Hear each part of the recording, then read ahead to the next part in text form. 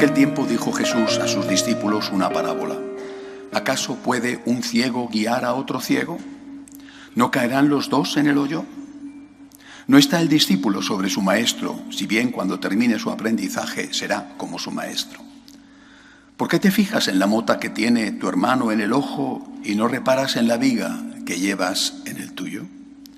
¿Cómo puedes decirle a tu hermano, hermano, déjame que te saque la mota del ojo, sin fijarte en la viga que llevas en el tuyo? Hipócrita, sácate primero la viga de tu ojo, y entonces verás claro para sacar la mota del ojo de tu hermano. Pues no hay árbol bueno que dé fruto malo, ni árbol malo que dé fruto bueno. Por ello, cada árbol se conoce por su fruto, porque no se recogen higos de las zarzas, ni se vendimian racimos de las espinas. El hombre bueno de la bondad que atesora en su corazón saca el bien, y el que es malo de la maldad saca el mal, porque de lo que rebosa el corazón habla la boca. Palabra del Señor.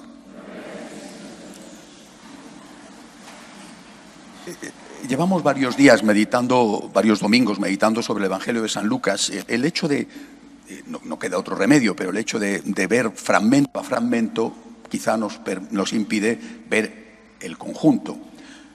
Recordad, desde hace varios domingos, cuando empezamos con la meditación de las bienaventuranzas, os dije, la moral cristiana, recogida y reflejada sobre todo en las bienaventuranzas, no tiene sentido si no es con la perspectiva de la vida eterna. Habiendo olvidado, no negado oficialmente, pero olvidado en la práctica, la mayoría de nosotros, la existencia de la vida eterna, la moral cristiana se convierte en algo cada vez más difícil, no solamente difícil, sino cada vez más incomprensible de practicar. No es que nuestros mayores tuvieran una vida más fácil que la nuestra, al contrario, pero ellos sabían que la vida de aquí era solo una pequeña parte del conjunto de la vida, y que esa pequeña parte era importantísima porque marcaba, decidía lo que iba a ser el resto, la vida eterna. Suprimido eso de nuestra vida real, repito, la Iglesia jamás ha negado esto, gracias a Dios, pero en la práctica la mayoría de los católicos vivimos como si fuéramos ateos. Es decir, vivimos pensando que todo se reduce a esto y que el día de nuestra muerte simplemente es el final. No negamos la existencia de la vida eterna, pero en la práctica sí. No tenemos en cuenta que hay una vida más allá de esta vida y que en esa vida vamos a recibir el premio o el castigo en función de lo que hayamos hecho aquí. La vida de aquí empieza, pero no termina nunca porque continúa. El paso entre esta vida y la eterna es el juicio. Y el juicio va a venir marcado, por supuesto, por la misericordia de Dios, pero también por nuestras obras buenas o nuestras obras malas. Y allí habrá cielo, infierno y purgatorio, que será el tiempo de purificación imprescindible para poder entrar en el cielo. Toda esa parte, que es lo que llamamos en teología la escatología, toda esa parte está suprimida. Quizá porque los curas nunca hablamos de ello, también puede ocurrir, que es políticamente incorrecto hablar del juicio, y políticamente incorrecto dentro de la Iglesia, no me refiero lo políticamente correcto o incorrecto de la sociedad, no está de moda hablar de la vida eterna, del juicio, del premio o del castigo. Pero repito, suprimiendo esto, y lo hemos suprimido, todo lo demás no queda más que como unos consejos cada vez más antipáticos. Viendo esto desde el conjunto, podemos entender también, como las semanas anteriores, el Evangelio de hoy. Os decía la semana pasada, en el siglo XIX, principios del XX, se produce un gran cambio. Por supuesto que esto tiene raíces más atrasadas, más antiguas. Se produce un gran cambio. Irrumpe un gran pensador, aunque haya sido nocivo, fue un gran pensador, Hegel, que cambia lo que había sido el modelo de comportamiento. Cuando se produce el encuentro entre la religión judía y el pensamiento griego, es un encuentro fértil, un encuentro fructífero para ambas partes. Por ejemplo, la traducción de la Biblia al griego se produce en la ciudad de Alejandría, que era una ciudad fundada por Alejandro Magno, donde había muchísimos judíos, y es la traducción llamada de los 70, la primera traducción al griego, porque cada vez había más judíos que no sabían el hebreo y tienen necesidad de leer la Biblia en su idioma, que era el griego. Bueno, ese encuentro con el pensamiento griego se va a producir sobre todo con un pensador, con un filósofo griego de la máxima importancia. De hecho, él fue maestro de Alejandro Magno. Me refiero a Aristóteles. La ética de Aristóteles tiene una idea fundamental que encaja perfectamente con la ética judía. La ética de Aristóteles dice: haz lo que debas hacer. Haz lo que debas. Encaja con la ética judía. Haz lo que debas. Cumple con tu obligación. Haz lo que debas. No tanto pensando en el cielo, ni en ese momento los judíos eran creyentes en el cielo, tendremos que esperar hasta los macabeos para que esto ocurra, ni siquiera, desde luego, eran creyentes en el cielo. Los griegos o los romanos tenían un concepto de vida eterna muy singular. Bueno, haz lo que debas, porque haciendo lo que debes vas a ser feliz en la tierra. Ellos ambos pensaban más en la tierra que en el cielo. Haz lo que debas, en todos los ámbitos, familiar, social, político, haz lo que debas. Si no haces lo que debes, no eres un auténtico hombre o una auténtica mujer, es decir, no eres un auténtico ser humano, no vas a ser feliz, haz lo que debas. Os decía la semana pasada, cuando llega Hegel y cambia esto, ya no es haz lo que debas, sino haz lo que quieras, haz lo que quieras. Y desde entonces vivimos con este nuevo paradigma, con este nuevo modelo. Haz lo que quieras, haz lo que te dé la gana, dice Hegel. La voluntad no debe de tener ningún límite fuera de ella misma. Si lo que tú quieres hacer es cumplir con tu deber, puedes hacerlo, claro. Pero si no, no pasa nada. Os decía la semana pasada, esto tiene un gran problema, las consecuencias. Porque tú puedes hacer lo que quieras, pero lo que quieras tiene un precio. Y os decía, hay un precio legal y por eso se han ido cambiando las leyes para que lo que tú quieres hacer no repercuta en contra tuya. Y os puse el ejemplo del aborto, o la conciencia. Y por eso se está intentando domesticar, manipular, silenciar la voz de la conciencia para que yo, o el que quiera darle gusto a su cuerpo, no tenga primero el inconveniente de la ley que le dice esto que estás haciendo está prohibido, y no tenga el inconveniente de la conciencia que le dice esto que estás haciendo está mal hecho. Suprimiendo la vida eterna, quitando la vida eterna de nuestro horizonte, ya os dije por qué ocurrió, esa es una de las consecuencias de la infectación del marxismo en la Iglesia, suprimiendo la vida eterna de nuestro horizonte, a partir de ese momento ya no hay juicio.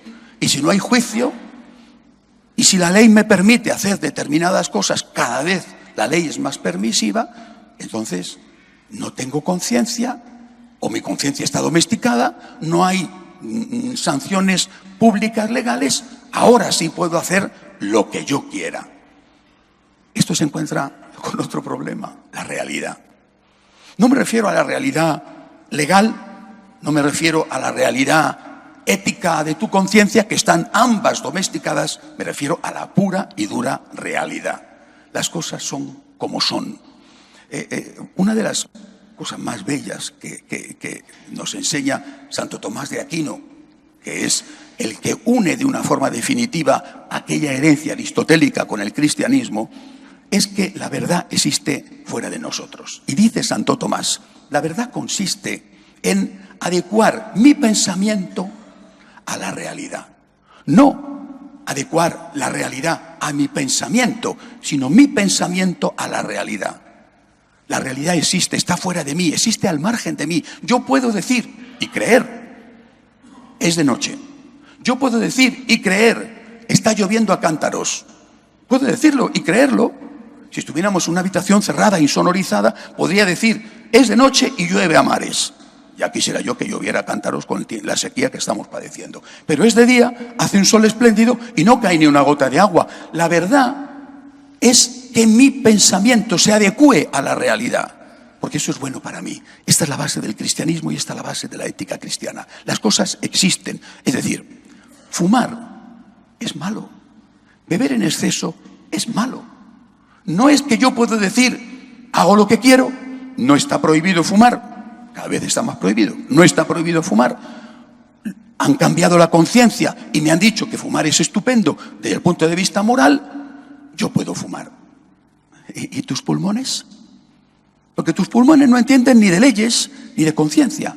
Tus pulmones tienen un cáncer de pulmón. Yo puedo decir, oiga, que beber y pegarme una borrachera cada fin de semana es estupendo. Nada mejor para el hígado. No está prohibido beber y quedarte todas las noches que quieras sin dormir y bebiendo todo el alcohol que quieras. Han modificado, suponiendo, ¿verdad?, que hubieran modificado la conciencia para decirte que cuantas más borracheras, más santo eres. ¿Y tu hígado? Porque tu hígado no entiende ni de leyes ni de manipulaciones de conciencia. Tu hígado te dice cirrosis. Esto es lo que tenemos que entender. Esto es lo que nos han engañado y nos han cambiado. Las normas morales no están puestas por Dios en la naturaleza humana para fastidiarnos. Son buenas y son buenas para nosotros. Por eso nos enseña Jesús hoy, repito, continuando con este mismo argumento, nos enseña Jesús.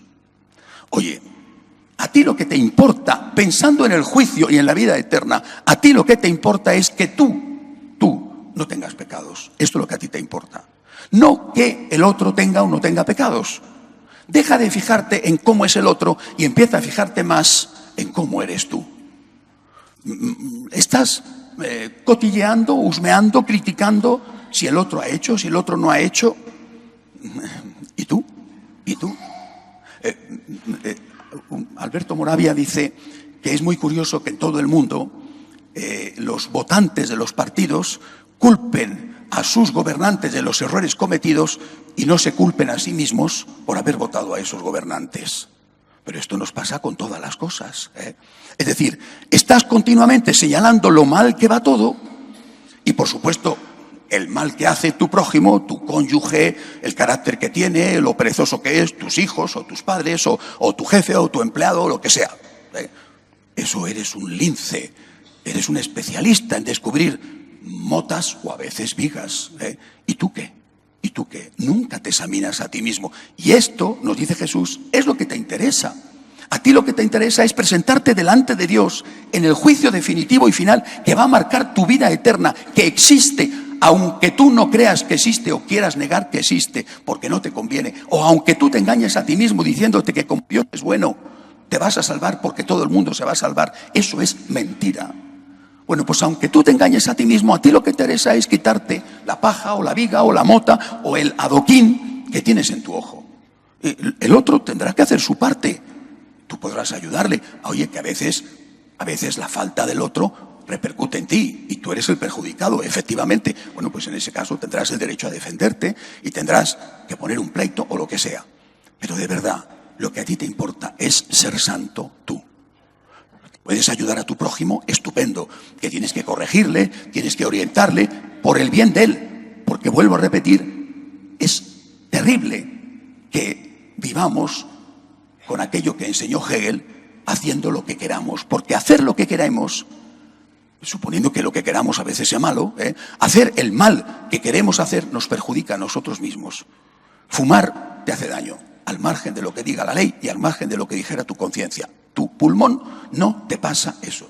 Y beber en exceso te hace daño, al margen de cualquier circunstancia. Tu hígado no te perdona eso. La realidad existe. No es el ideal que decía Hegel. La realidad la creo yo. Y fantaseo sobre una realidad y me imagino una realidad. ¿Ve usted? La realidad te da 2 bofetones y te presenta un tumor en el pulmón. La realidad te da 2 bofetones y te dice que tienes el hígado hecho unos zorros. La realidad existe. Y existe aquí y existe en la vida eterna. Por eso a mí lo que me interesa es hacer lo que debo. Hacer lo que debo. Hacer lo que tengo que hacer. Porque eso es bueno para mí. Y es bueno para los que viven conmigo, naturalmente. Pero empieza por ser bueno para mí. A mí lo que me interesa es fijarme en la paja o en la viga o en el adoquín que yo tengo en mi ojo. A mí lo que me interesa es cambiar yo, corregirme yo, ser mejor yo. ¿Quiero cambiar el mundo? Empieza por cambiarte a ti. ¿Te quejas del gobierno? A lo mejor eres tú el culpable porque le has votado. ¿Te parece que las cosas que están yendo mal? ¿Qué estás haciendo tú para que vayan bien? Esto es lo que nos ha enseñado el Señor. ¿Qué necesito? ¿Qué le tengo que pedir yo a Dios para quitar la viga de mi ojo? Esto es lo que a mí me importa. Quiero quitar la viga de mi ojo. ¿Qué tengo que pedirle a Dios? Tengo que pedir 3 cosas. Y cuando se lo pido a Dios, se lo estoy pidiendo a la Iglesia. Tengo el derecho, fijaros, de que la Iglesia, que es el cuerpo místico de Cristo en la tierra, de que la Iglesia, a través de sus pastores, sean quien sean, desde el catequista o o papá y mamá en casa hasta el Santo Padre, tengo el derecho a que la Iglesia me proporcione 3 cosas que necesito para ser santo.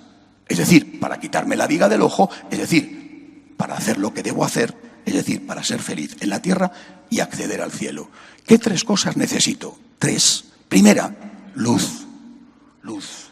Nuestra época es tan absurda que considera afortunado al que cree que el mal no tiene consecuencias. ¿Consideraríamos afortunado hoy en día al que creyera que fumar es bueno? Diríamos, no.